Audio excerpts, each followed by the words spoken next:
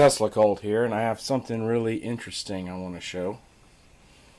And I have here, this is an oscillator that I'm working on. And I have here, this is another component that basically polarizes the current, I should say. I'll discuss that more in a minute. And I have here, it's a meter that can measure current in either direction, and a bulb hooked up to it as well. But let me turn the device on. Let's see here, I'm giving it 18 volts, 60 milliamps, and you can see the oscillations right there. What is it, 91 kilohertz, and that's what's oscillating. I want to show something here.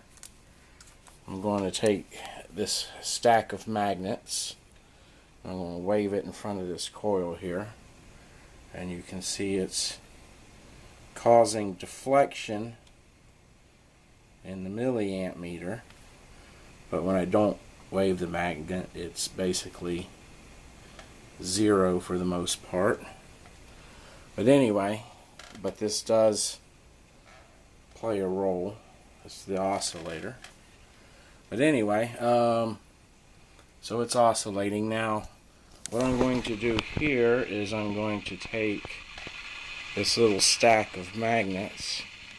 I'm going to place these magnets in here, and now you notice this bulb has turned on, and right here I'm getting a slight deflection in the current,